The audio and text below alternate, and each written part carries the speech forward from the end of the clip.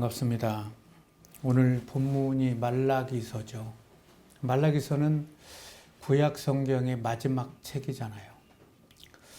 말라기 선지자는 창세 때부터 이렇게 쭉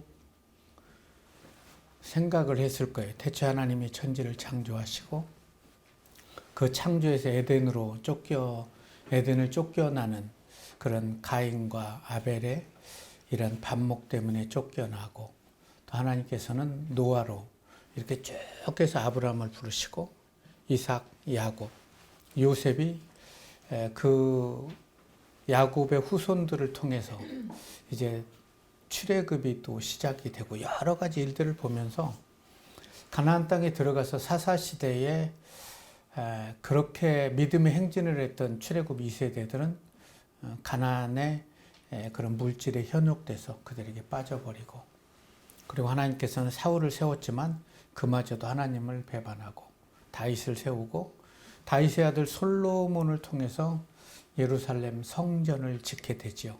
그 엄청난 성전, 그 아름다웠던 성전을 지은 후에 솔로몬은 또 많은 여인을 통해서 타락을 하게 돼서 예루살렘 성전은 바벨론에 의해서 세 차례 공격을 받고 586년에 초토화가 되고 포로로 끌려가게 되지요. 1차 포로로 끌려갈 때가 605년이었죠. 그때로부터 70년이 지난 516년에 이제 이들은 포로로 귀환을 하게 됩니다.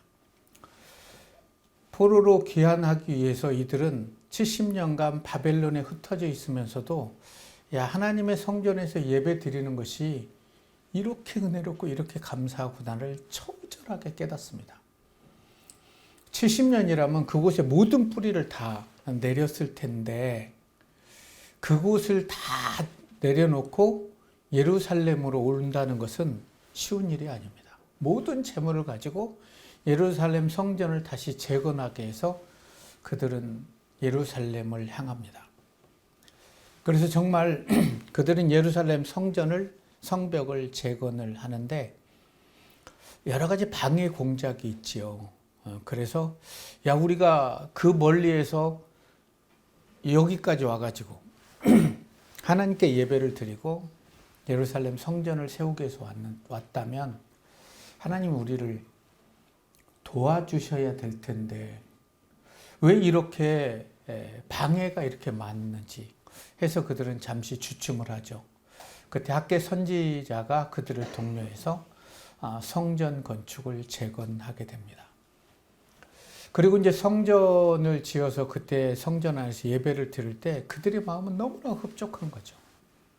근데 그것도 세월이 지나고 나니까 그런 흡족함, 성전에서 예배 드림, 이런 것들로는 자신의 필요가 채워지지 않기 때문에 그들은 다시 세상의 욕망을 위해서 예배를 귀중히 여기지 않는 거죠. 소중히 여기지 않고 그렇게 살아가게 됩니다. 그런 상황에서 하나님께서는 이제 구약의 마지막 선지자 말라기 선지자를 보냅니다. 그 당시 사회상은 제사장들의 타락이 엄청났어요. 그렇다면 이스라엘 백성들의 타락은 말할 필요가 없겠죠.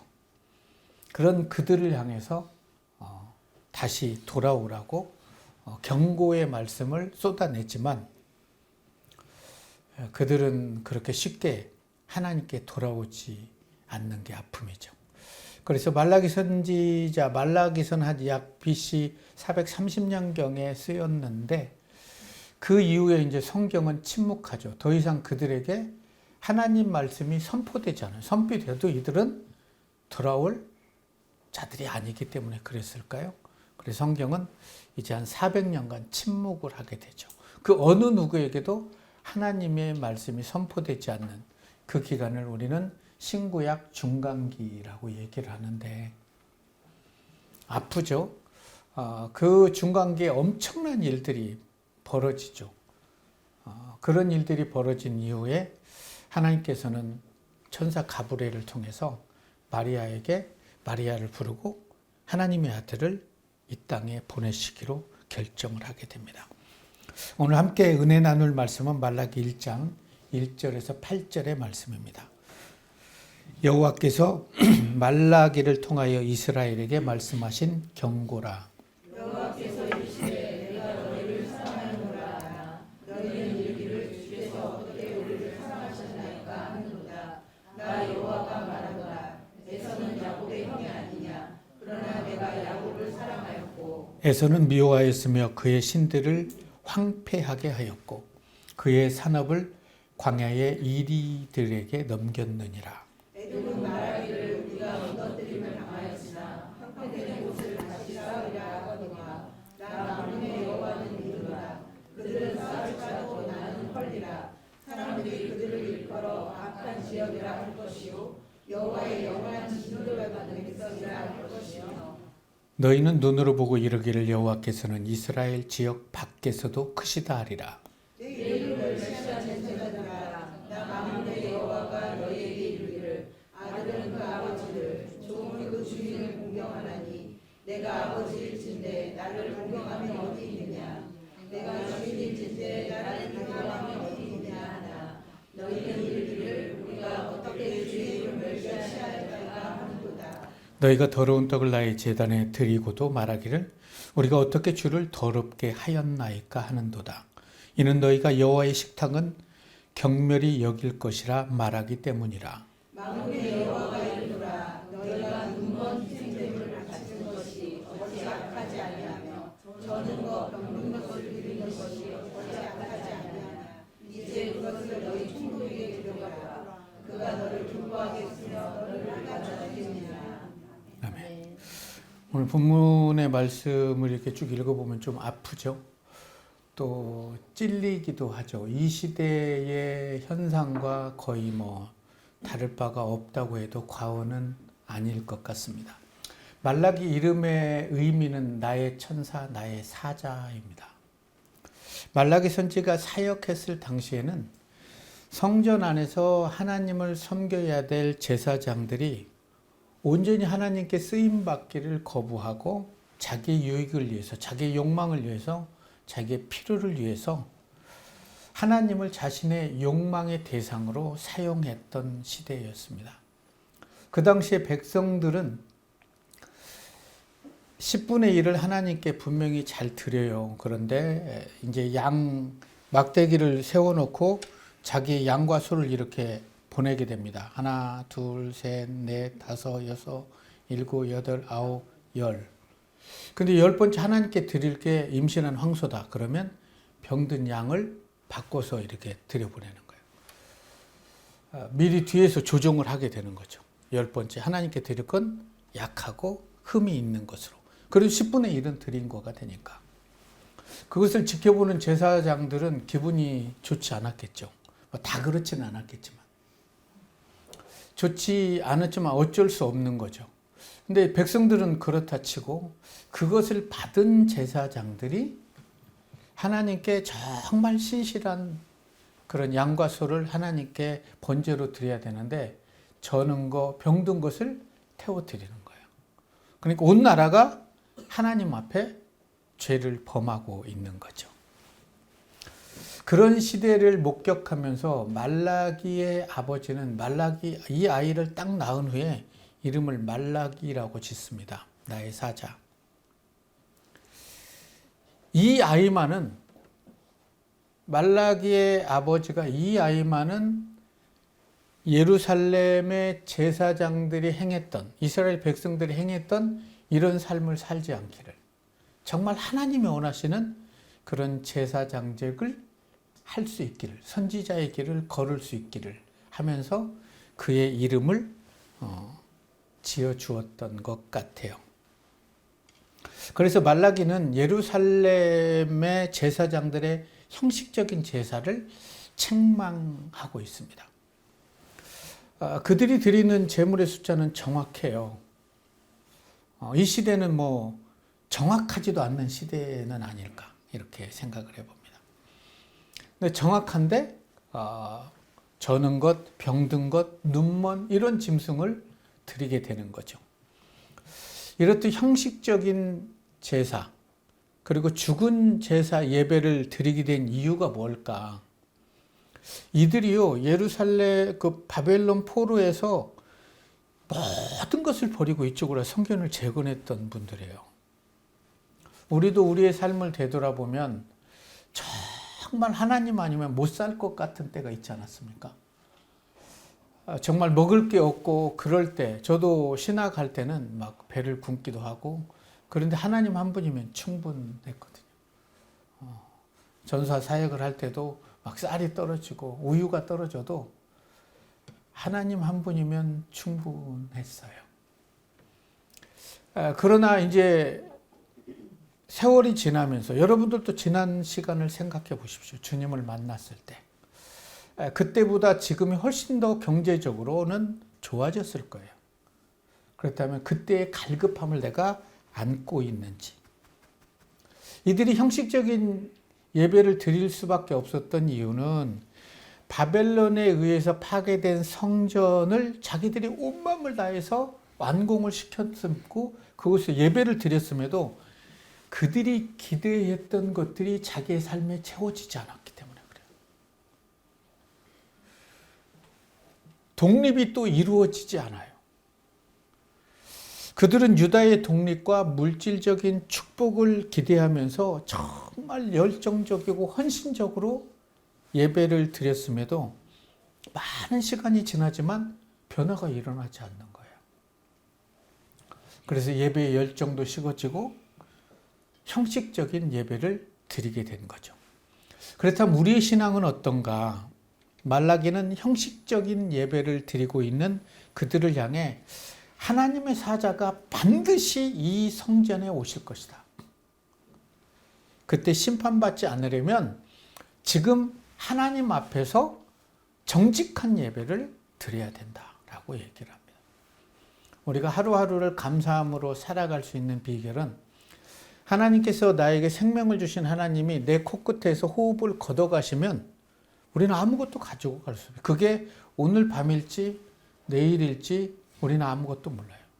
많은 사람들은 절대 오늘은 아니라고 생각하면서 살아가게 된다는 거죠.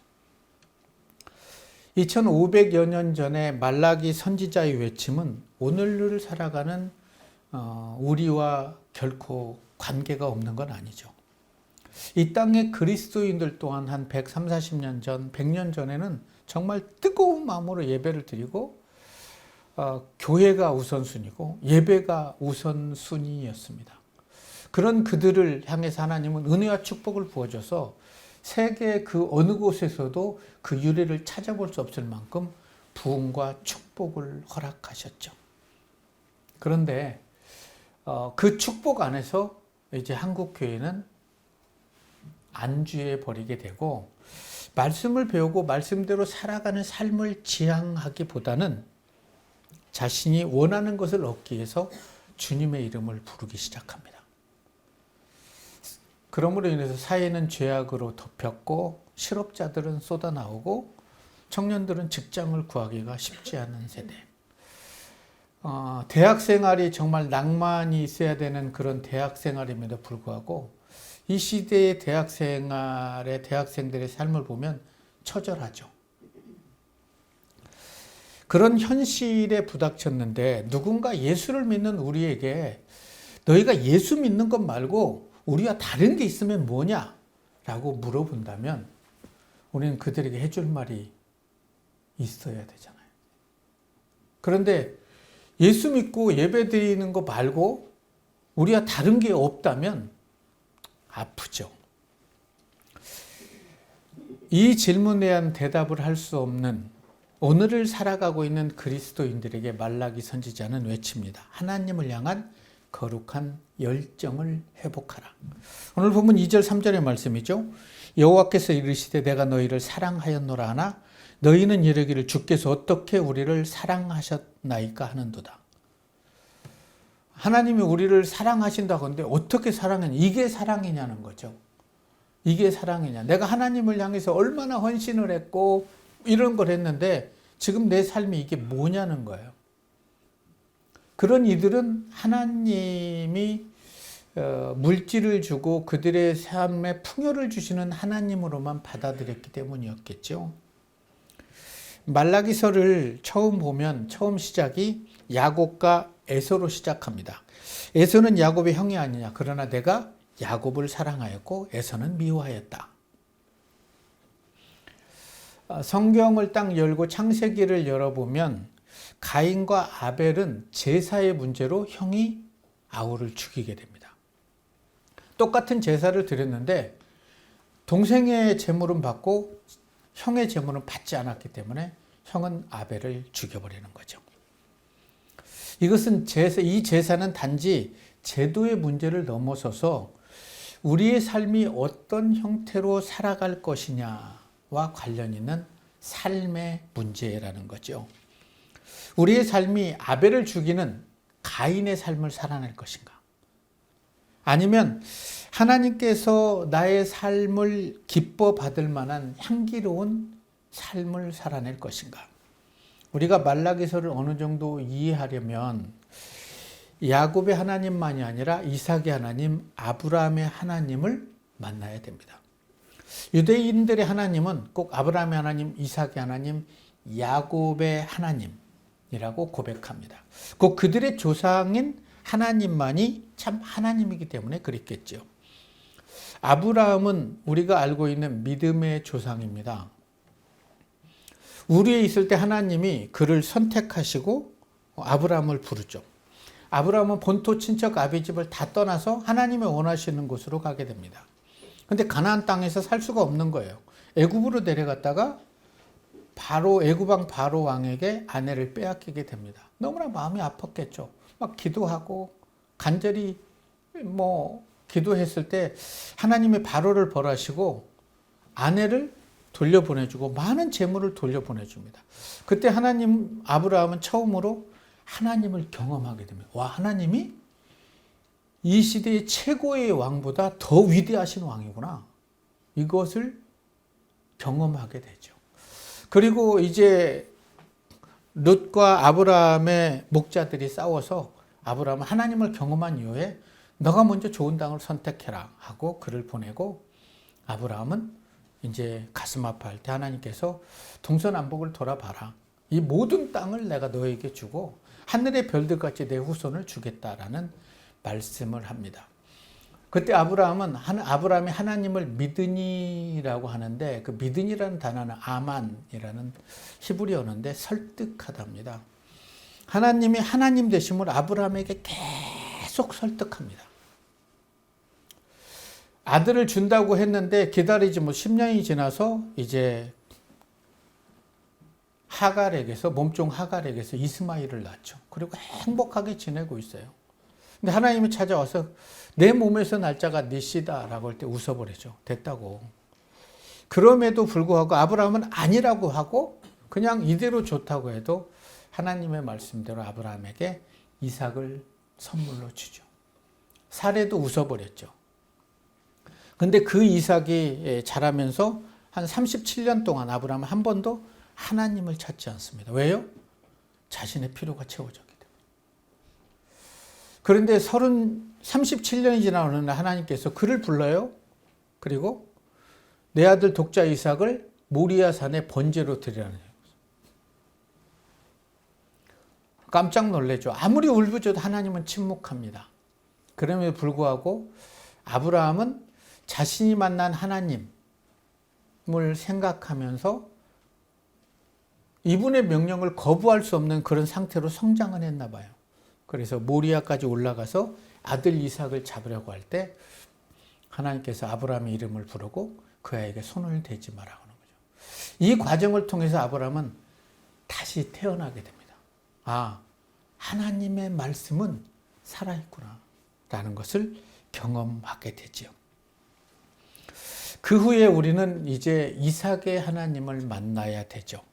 이삭은 아브라함의 아들이잖아요. 믿음으로 시작한 아브라함에게 믿음의 아들, 약속의 아들 이삭이 태어나게 됩니다. 이삭은 힘으로 얻을 수 없는 아들이 아니었잖아요. 자기 아무런 노력도 하지 않아요.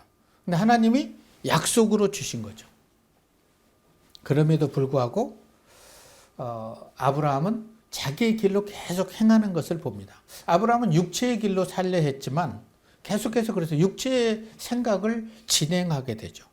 그러나 하나님의 약속은 육체에 있는 것이 아니었죠.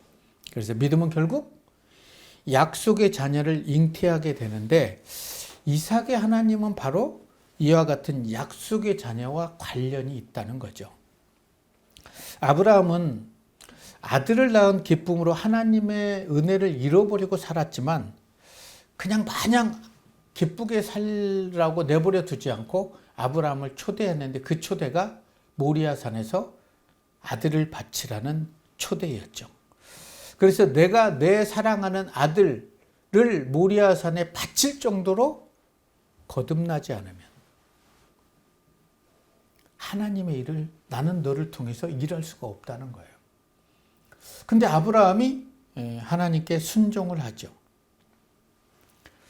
비록 아브라함은 하나님을 만나서 믿음으로 신앙생활을 시작했지만 그 믿음이 이삭의 하나님을 만나지 못한다면 그는 진정 하나님의 사람이라고 할 수가 없겠죠. 이제야 내가 너를 사랑한 줄 알았대요. 이제야 내가 너를 사랑한 자. 믿음이 옳게 서지 못하고 육신이 득세하면 믿음은 내몰리게 될 수밖에 없죠. 그는 단지 이스마일과 하나가 돼서 광야에 내쫓임을 받을 수밖에 없죠. 선택은 우리가 하는 것입니다. 적당히 아브라함의 하나님을 만나서 육신을 쫓아 살아가든지 아니면 이삭의 하나님을 만나서 믿음의 삶을 펼쳐갈 것인지. 그런데 신앙생활은 이삭의 하나님에게 멈추는 게 아니라 이삭을 넘어서서 그 후손에게 계속 이어지게 됩니다. 아브라함은 이삭을 낳고 이삭은 야곱을 낳고 야곱과 에서를 낳게 됐지요. 에서와 야곱은 태중에서부터 막 싸웁니다. 그런데 하나님은 야곱을 사랑하고 에서를 미워한다라고 하는 것이 말라기의 서두잖아요. 이삭이 약속의 자녀라고 한다면 야곱은 사랑의 자녀라고 할 수 있습니다. 이제 이삭의 자녀는 둘 중에 하나를 선택해야 됩니다. 아브라함, 하나님이 부르셔서 믿음으로 시작해서 하나님께 설득당하고 그렇게 살아가다가 이삭을 바칠 수 있을 만큼의 그런 하나님을 경험하게 되는 거죠. 그런 이후에 믿음의 아들들은 어떤 삶을 선택해야 되냐? 에서의 삶을 선택할 것인가? 야곱의 삶을 선택할 것인가?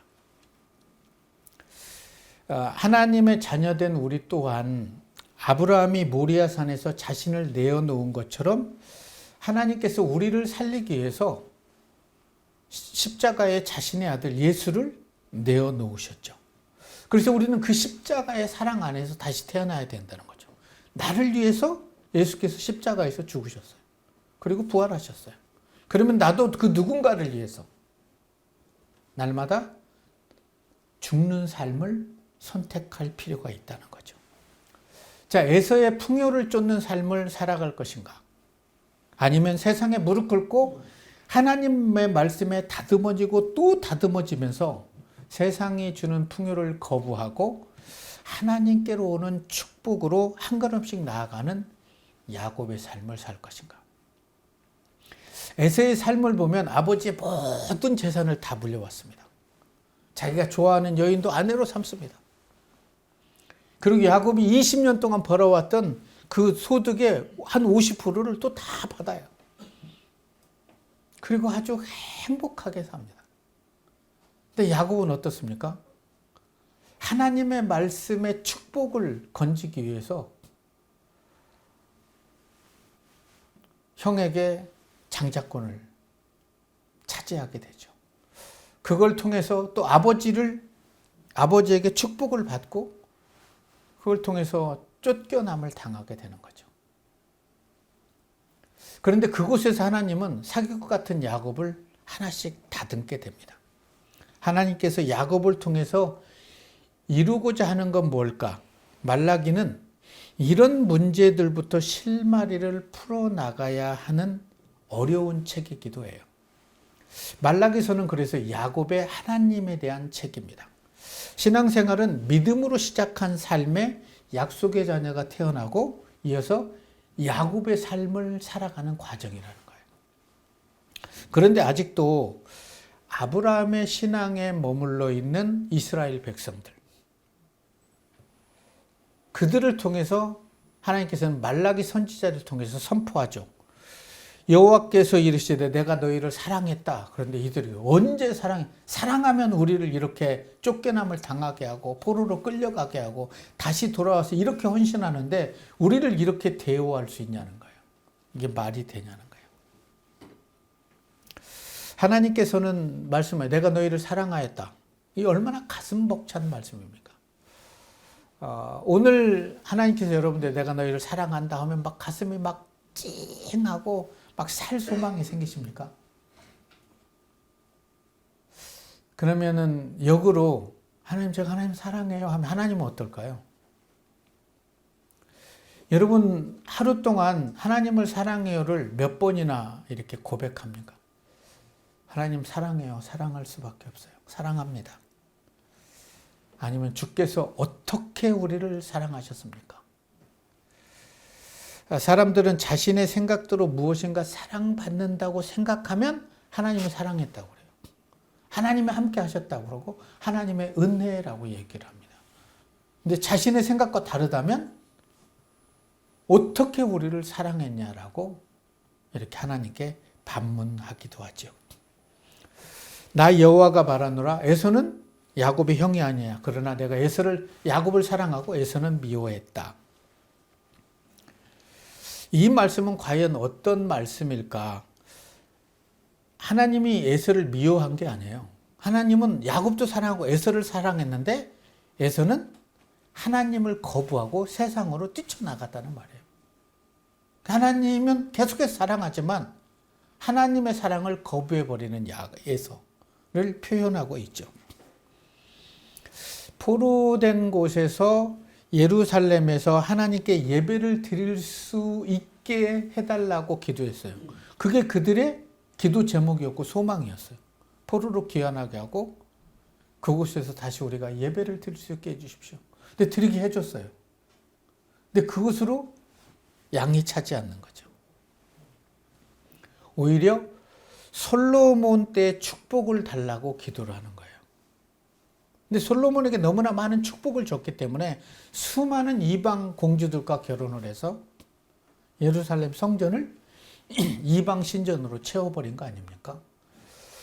그런 이방 선전이 가득한 곳에서 하나님이 거할 이유는 없겠죠. 하나님이 성전에 나가버리면 더 이상 그 성전은 효력이 없죠. 그래서 돌 하나도 남지 않고 다 흩어져 버리게 되는 거죠. 자신의 욕망을 채우려는 백성들에게 하나님은 말씀합니다. 내가 너희의 기도를 들어줬고 너희가 원하는 축복을 해줬음에도 불구하고 왜 계속해서 너희는 축복에 안주하려고 그러는 거니? 죽으면 가지고 갈 수도 없는 그 축복을 안주하려고 그러는 거니? 그래 한번 물어보는 거예요. 그뿐만이 아니죠. 제사장들까지도 축복에 눈이 멀어서 하나님께 드리는 예물을 소홀히 여겼던 거죠. 6절의 말씀을 보면 내 이름을 멸시하는 제사장들아 만군의 여호와가 너에게 이르기를 아들은 그 아버지를 종은 그 주인을 공경하나니 내가 아버지일 텐데 나를 공경함이 어디 있느냐. 내가 주인일 텐데 나를 두려워함이 어디 있느냐 하나 너희는 이르기를 우리가 어떻게 주의 이름을 멸시했습니까? 여러분 우리가 하나님께 예배를 드린다고 해서 하나님이 다 기뻐 받으시지는 않죠.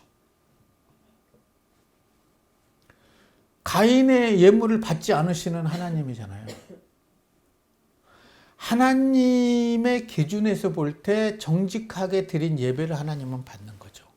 그렇지 않습니까? 말라기는 예루살렘에 있는 제사장들의 형식적이고 무성의한 제사 행위를 책명하고 있는 거예요. 숫자는 정확한데 흠없고 병들고 눈먼 것들을 드리는 거예요. 왜요? 그렇게 드려야 힘있고 건강하고 그런 것들이 자기의 소유가 되기 때문에. 좋은 것들은 남겨놨던 사울처럼 아말렉을 다 진멸하라고 할 때 좋은 것들을 다 남겨놓잖아요. 사무엘이 얘기하죠. 순종이 제사보다 낫다는 거죠. 하나님의 말씀을 거역하는 것은 안 좋다는 거예요.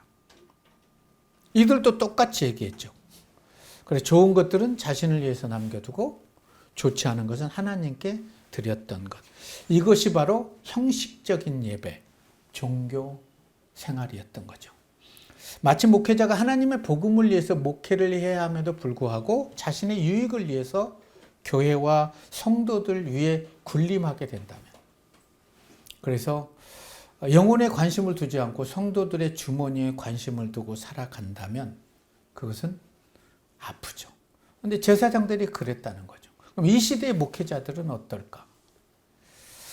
그런 그들에게 하나님의 이름을 멸시하는 제사장들아, 하나님을 믿고 하나님의 말씀을 선포해야 될 제사장들이 하나님을 두려워하지 않는 거예요. 공경하지도 않는 거예요. 아프죠. 우리 또한 하나님의 사랑을 물질적인 것으로 평가한다면 속았다라고 말씀할 수 있죠. 하나님의 사랑은 결코 물질적이 아니잖아요. 사도행전의 제자들은요, 모두가 못 살고요, 힘들었고요, 매 맞고요, 십자가에 못 박히고 다 그랬어요. 하나님께서는 야곱을 사랑했다. 에서는 미워했다. 하나님께서 야곱을 택하셨다는 것은 아무런 조건 없이 야곱을 사랑하기로 했다는 거예요. 이것은 하나님께서 우리를 조건 없이 사랑한다는 표현이죠. 유대 백성들에게 특권이 있다면 그렇게 죄된 삶을 살다가도 하나님의 말씀을 듣고 회개하고 하나님께 돌아와서 하나님의 이름을 부르면 언제든지 하나님의 은혜와 성령이 그들에게 부어져서 그들을 회복시켜 주신다는 거예요. 이게 유대 백성들의 특권이고 오늘 이 시대에 예수 그리스도를 믿은 그리스도인들의 특권이에요. 여러분들이 어떤 상황, 어느 모습, 어느 곳에 있든지 그게 중요한 게 아니라 우리가 수없이 말씀을 듣잖아요, 평생에. 그러나 단 한 번만이라도 그 말씀이 내 심령과 골수를 쪼개서 아이고 하나님 죄송합니다 하고 내 삶을 바꾸면 회개는 돌아서는 거잖아요. 그러면 그때 하나님의 성령이 우리의 삶에 부어지게 된다는 거죠.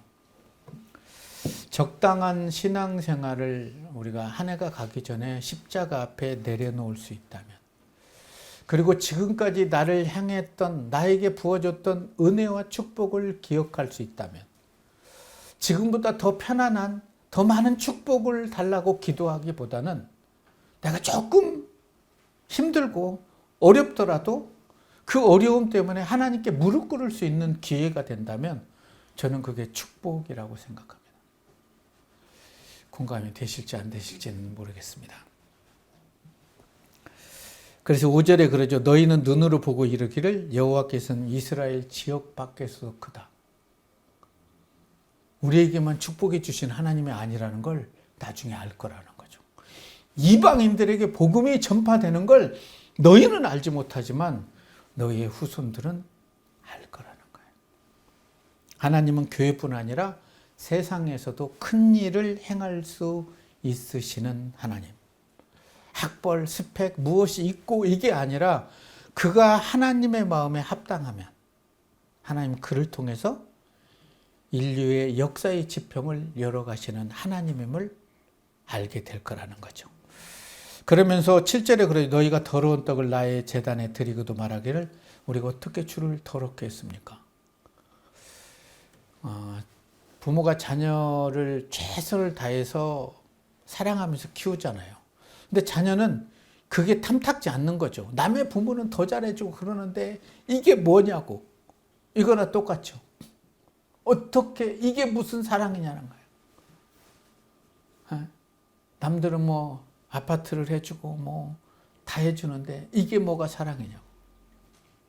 이는 너희가 여호와의 식탁을 경멸히 여길 것이라 말했기 때문이라. 말라기에 나오는 이스라엘 백성들 그리고 제사장들의 모습 속에 내 모습이 있다면 우리는 어찌해야 할 것인가? 지난 과거를 돌아보고 현재를 생각하고 미래를 좀 하나님의 말씀에 두고 계획할 필요가 있죠. 그래서 미래를 꿈꿀 수 있는 것. 우리가 하나님의 말씀을 깨닫고 우리의 삶을 하나님을 향해서 바라보게 된다면 하나님께서는 여러분들이 상상할 수 없는 그 이상의 축복을 허락하실 거예요. 하나님께서 우리에게 원하시는 건 뭘까요? 자녀는 부모의 말을 잘 따라야 하고 종은 주인의 말을 잘 따라야 됩니다. 하나님은 유다 백성들이 하나님의 자녀라고 하면서 하나님을 공경하지 않는 거예요. 오히려 멸시하는 그게 너무나 마음이 아픈 거예요. 그런데 본인은 이 정도면 잘하고 있다는 거죠. 하나님이 원하시는 예배는 형식적인 예배가 아니라 하나님이 주인 되심을 인정하는 예배죠. 우리가 11조를 드리는 이유는 뭘까요? 하나님이 내 인생의 모든 물질을 책임져 주시고 공급하시는 분이심을 인정하며 드리시는 거예요. 그게 신앙의 기본 아닙니까? 그래서 말라기에서는 그런 얘기를 하죠. 예배를 드리는 것, 삶을 사는 것도 동일하게 이루어지죠. 이스라엘 백성들은 그럼에도 불구하고 자기 식대로 하나님을 경배합니다. 그리고 10분의 1을 드리는데 자기 식대로 드려요. 제사장들까지도 그렇게 드리게 되는 거죠.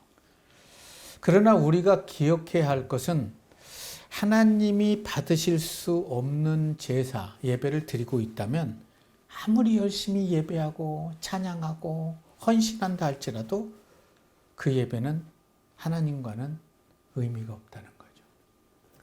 그게 착각일 수도 있죠. 내가 드리는 예배는 하나님이 모두 받아주실 것이라는 게 착각일 수도 있습니다. 가인의 착각일 수도 있죠. 가인은 사람들이 보기에는 가장 아름다운 것을 하나님께 드렸어요. 그런데 그의 삶에 사랑에 빠졌어요.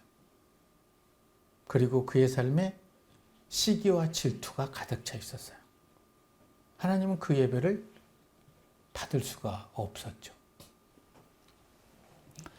하나님께 드리는 예배를 기쁘게 받을 수 있게 하려면 우리는 아브라함의 하나님을 만나야 됩니다. 부르시고 택하시고 나를 설득하시는 하나님. 그래서 내 입술을 통해서 아브라함이 하나님을 믿으니 그를 의로 여겼다. 계속 설득해 가서 모리아까지도 이끌게 되죠. 그 하나님을 만나고. 그리고 이삭을 살려주시면서 내가 이제야 나를 사랑한 줄 알았다. 나는 이삭을 잡기 원했던 게 아니라 너에게 이삭을 준 이유로 너는 이삭이 1번이었다는 거죠. 그런 삐뚤어진 신앙을 바로 세워주기 위해서 이곳까지 너를 초대한 것이다. 그때 아브라함은 풀썩 주저앉고 통곡을 하죠. 100살이 훨씬 넘는 140세, 137세의 노인은 어린아이처럼 울게 되는 거예요. 네. 조금 더 일찍 초대하지 않아도 그런 삶을 살 수 있다면 얼마나 좋았겠습니까? 그래서 우리는 아브라함 하나님, 이삭의 하나님을 만나야 되고 세상의 욕망을 위해서 질주하는 에서의 삶을 겸허히 내려놓고 야곱의 하나님을 만나서 하나님의 말씀으로 막 다듬어져야 되는 거예요. 여기서 다듬어지고 저기서 다듬어지고 야복강에서 환도뼈가 부러지면서도 하나님을 놓지 않는 야곱. 그 야곱을 통해서 하나님께서는 그 아들을 통해서 이스라엘을 태동시켜. 이스라엘을 태동시켜. 그 야곱의 하나님을 만나셔서 하나님의 은혜와 축복이 여러분뿐만이 아니라 여러분의 모든 후손들에게 흐를 수 있기를 주님의 이름으로 축원합니다.